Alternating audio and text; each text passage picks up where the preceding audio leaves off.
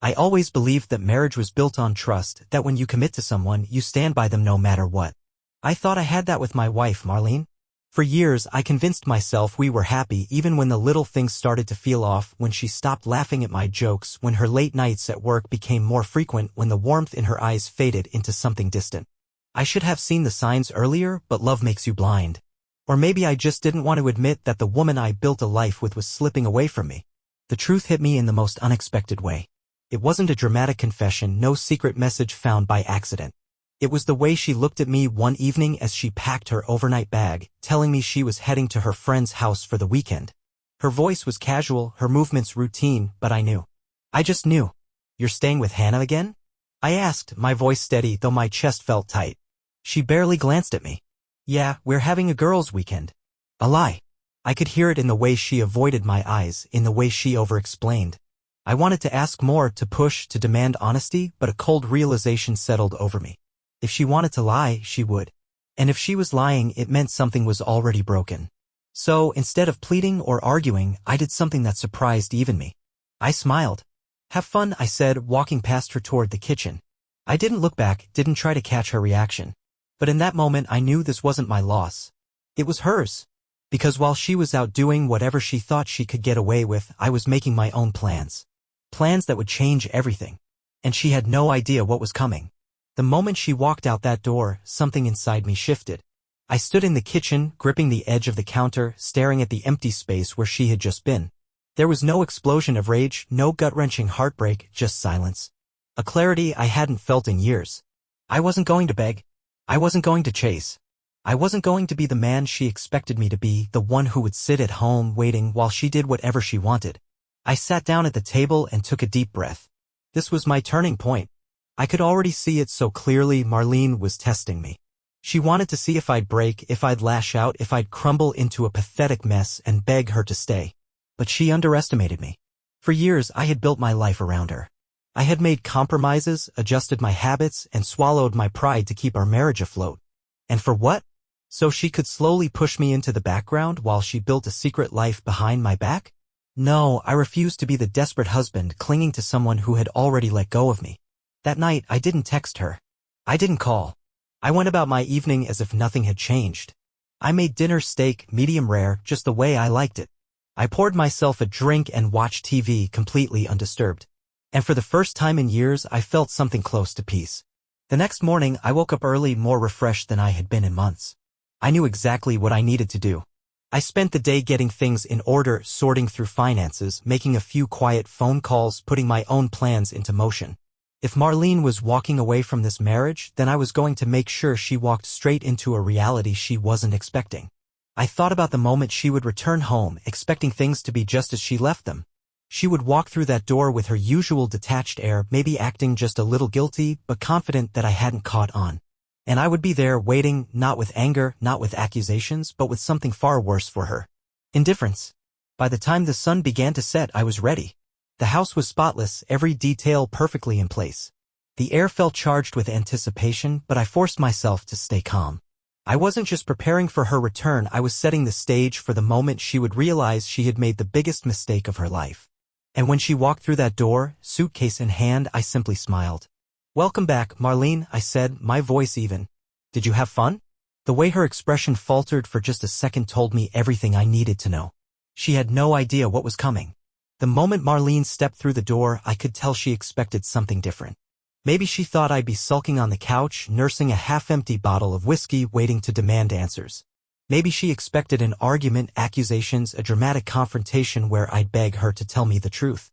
She probably even rehearsed her fake excuses in the car ride home. But instead, she found me calm, collected, standing in the kitchen like nothing had changed. Her suitcase rolled in behind her with a quiet thud as she took a hesitant step forward. "Hey," she said, her voice oddly cautious. "You're home early." I looked at her with an easy smile. "Never left." That threw her off. Her lips parted slightly, like she was expecting me to say more. When I didn't, she shifted uncomfortably, as if the script she had in her head wasn't going the way she planned. She set her bag down by the door and forced a casual tone. "It was a good weekend. Hannah and I had a great time." I nodded, still watching her. "That's nice." Silence stretched between us. She had expected a different version of me, but she wasn't getting him. No demands. No accusations. Nothing for her to counteract with more lies. And the longer I stood there, the more uneasy she became. Marlene wasn't stupid. She could sense that something had shifted, but she couldn't put her finger on what. She gave me a quick once-over, searching for some kind of clue. When she found nothing, she forced a laugh and turned toward the bedroom, dragging her suitcase behind her. "I need to unpack," she said over her shoulder. I let her go. Let her think she was safe for now. Because what was coming next, that was the part she would never see coming. Over the next few days, I kept things exactly the same. I greeted her the same way I always did. Asked the usual questions about her day. Gave her nothing to hold on to, nothing to argue against. But something changed in the way she looked at me. At first, it was confusion. Then suspicion. Like she could feel something moving beneath the surface but couldn't figure out what. She started watching me more closely. She'd randomly ask, "Is everything okay?" And every time I'd smile and say, "Of course." That answer drove her crazy. Because deep down she knew something was different. One night, she slipped into bed beside me, hesitating before she spoke. "You've been acting weird lately." I glanced at her, pretending to be surprised. "Weird? How?" She frowned. "I don't know, you're just different. You're not mad at me or anything, right?" That was the moment I knew. She wasn't worried about me. She was worried about herself. I turned on my side, resting my head against my hand as I looked at her. "Why would I be mad, Marlene?" She opened her mouth, then shut it again. She didn't have an answer for that. If she insisted too much, she might slip up. If she let it go, she'd be left with this growing unease that she couldn't shake. Either way, I had already won. I watched her turn onto her back, staring at the ceiling, lost in thought. For the first time in our marriage, the power had shifted completely. And she felt it. She just didn't know that I was already several steps ahead. That weekend trip she thought she had gotten away with? It wasn't just another lie I let slide. While she was gone, I had started putting pieces together. I had gone through the finances. I had checked phone records. I had gone further back than she ever expected me to. I found hotel receipts, cash withdrawals, text messages that were just vague enough to confirm everything I needed to know.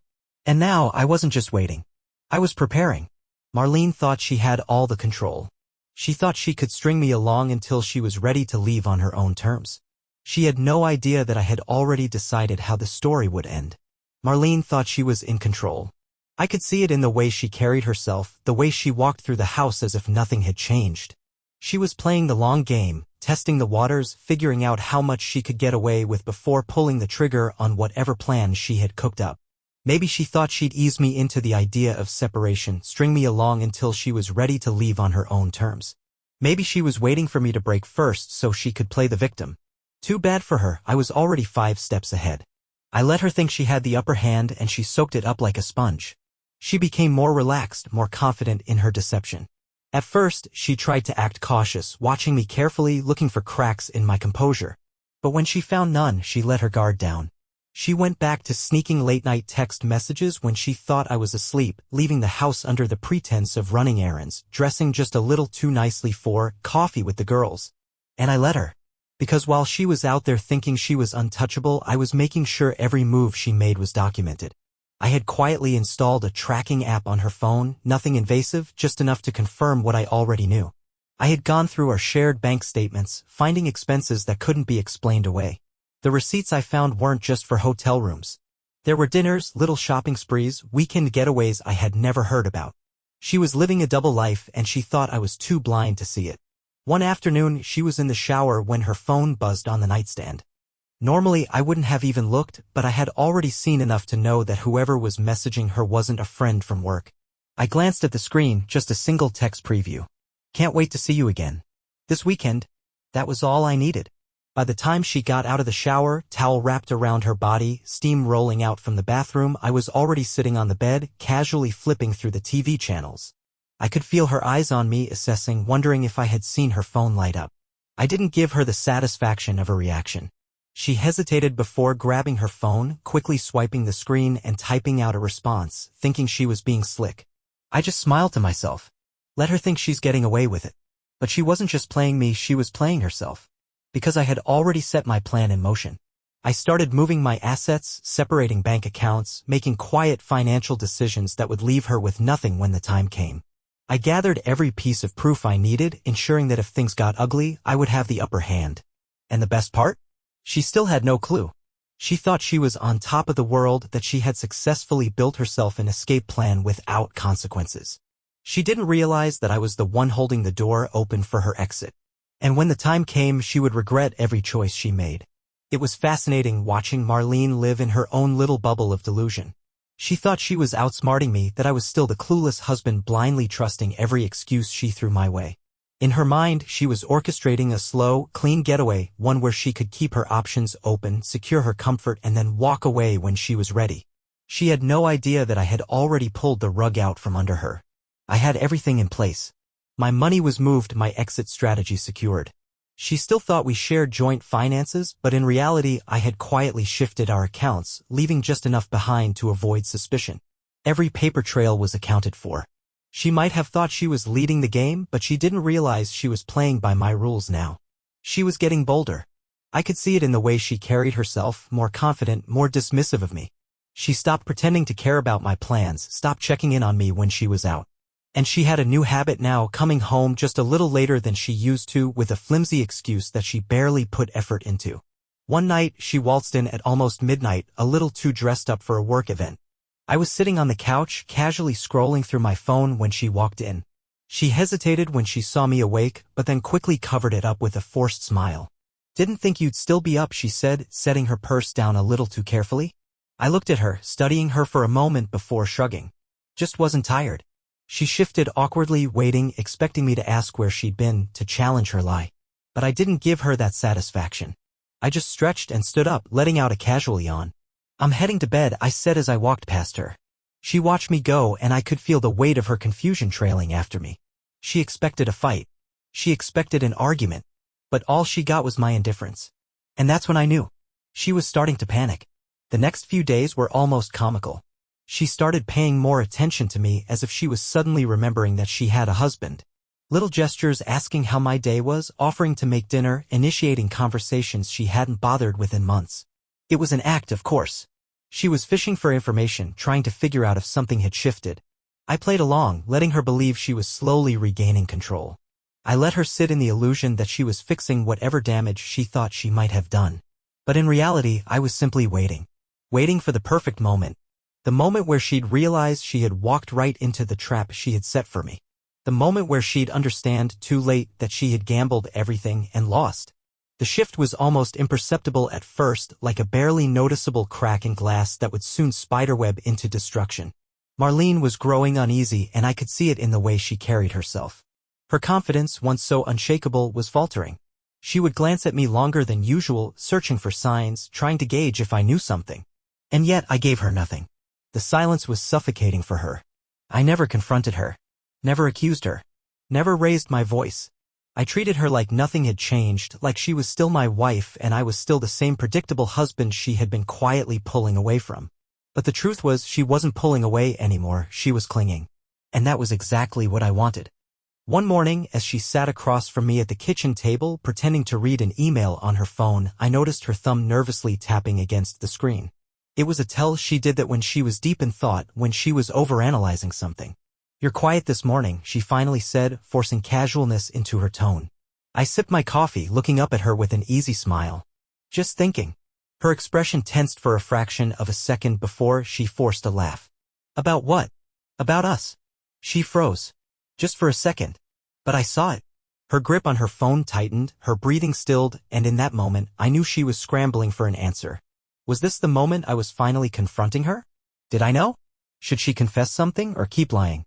She had played this game for months, weaving a web of half-truths and deceit, but now the spider had caught a glimpse of the approaching flame.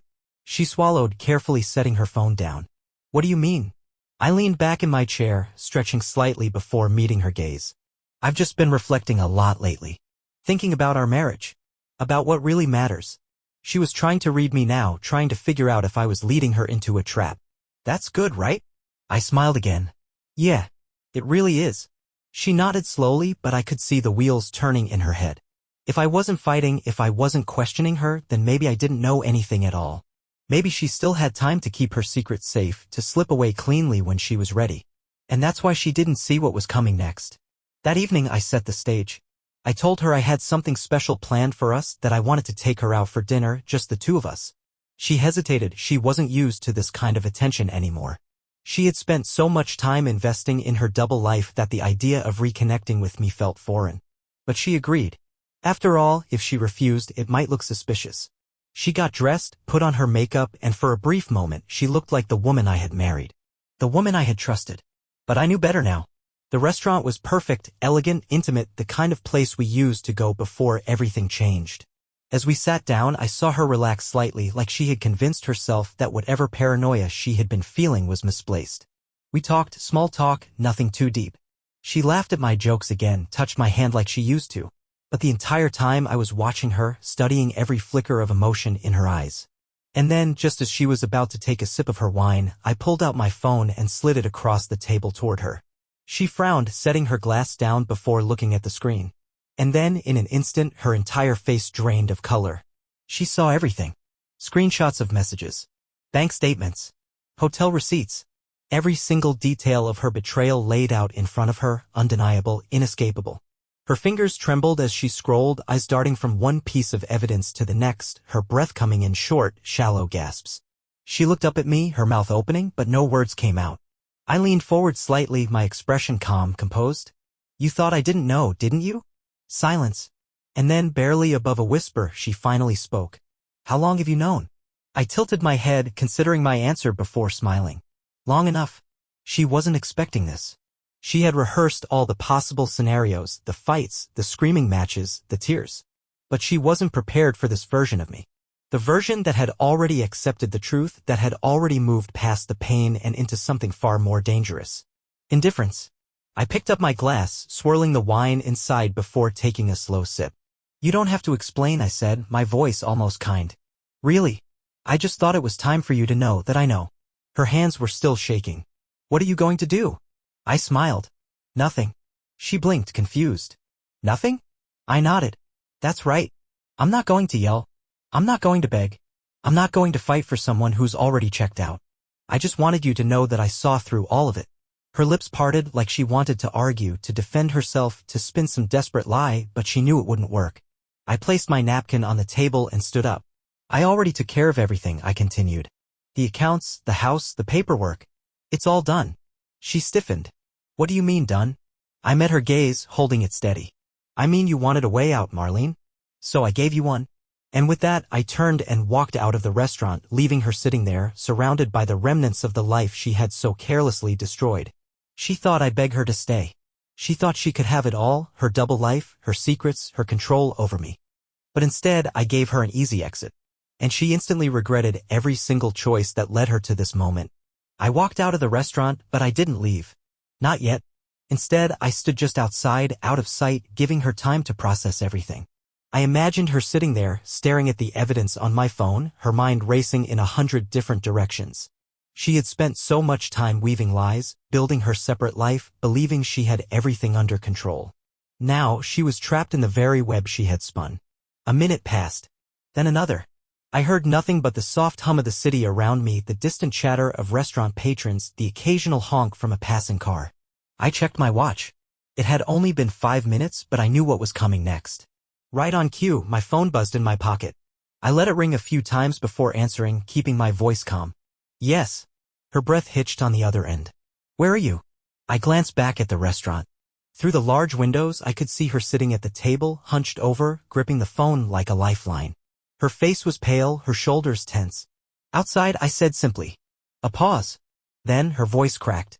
"Please come back." There it was. The first crack in her armor. The realization that I wasn't playing by the rules she had expected. She had braced herself for a fight, for anger, for a desperate plea to fix things. But she had never prepared for indifference. I took a slow breath. "Why?" "Because we need to talk," she said quickly, her words laced with panic. "This isn't what you think." I let out a short laugh. "Marlene, don't insult me." Silence. I could picture her now, closing her eyes, trying to gather herself, searching for the right angle to take. She had always been good at manipulation, at twisting situations in her favor. But there was no strategy that could save her this time. I heard her swallow hard. "Just, please come back inside. We can work through this." There it was again. Not an apology. Not regret. Just an attempt to regain control. She still thought she could talk her way out of this, smooth over the cracks, convince me to forget what I had seen. I leaned against the brick wall of the restaurant, staring at the sky, letting her words settle between us. Work through what, exactly? I asked, my voice even. The months of lying? The nights you spent with someone else while I was at home, trusting you? Or are we supposed to work through the fact that you weren't even planning to tell me the truth? A sharp breath on the other end. It wasn't like that, she whispered. Then tell me what it was like, I challenged. Another long silence. Then finally, the truth I had been waiting for. Not because I needed it, but because I wanted to hear her say it. I made a mistake, she admitted, barely above a whisper. I closed my eyes, letting those words settle. Not I'm sorry. Not I regret everything. Just I made a mistake. A phrase designed to minimize, to shift responsibility away from her and onto the abstract. Mistakes are things you fix, I said after a moment. This wasn't a mistake. This was a choice. Over and over again. A shaky exhale. I cut her off before she could say anything else. You wanted a way out, Marlene. So I gave you one. Take it. The silence stretched longer this time. I could almost hear her heartbeat through the phone. This wasn't how she thought this conversation would go. She had assumed I'd cling, that I'd fight for her, that I'd be the one begging for answers. But instead, I was the one closing the door in her face. Finally, her voice broke. Is this really it? I opened my eyes, staring at the city lights in the distance. Yeah, I said quietly. This is it. Then I hung up. And just like that, the illusion shattered. The moment I hung up, a strange sensation washed over me, one I hadn't felt in a long time. Freedom. For months, maybe even years, I had been carrying the weight of a marriage that no longer existed. I had fought to hold on to something that she had already let go of, twisting myself into knots to avoid seeing the truth. But now the weight was gone. I took one last look through the restaurant window. Marlene was still sitting there, her phone clutched in her hand, staring blankly at the screen. Her carefully constructed world had just collapsed in an instant, and for the first time she had no control over what came next. That was her problem now, not mine. I turned away and walked down the street, breathing in the night air. The city felt different, brighter somehow, like I was seeing it for the first time. It hit me then, this was the first step of something new. Not just an ending, but a beginning. By the time I got home, I had already made my decision. There was nothing left for me in this house, nothing but the remnants of a life I no longer wanted. I had planned for this moment carefully, and now all I had to do was follow through. The next morning I packed a bag. Not because I was running away, but because I was walking towards something better.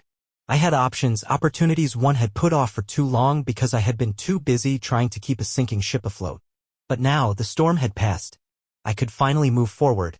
As I zipped up my bag, my phone buzzed. A message from Marlene. We can fix this. Please, let's just talk. I stared at the screen for a moment, then smiled. She finally realized what she had lost. But it was too late. I had already moved on, and for the first time in a long time, I wasn't looking back. I deleted the message without responding, grabbed my bag, and stepped out the door. The future was waiting, and this time it was mine to shape. And as I walked away, I felt nothing but peace.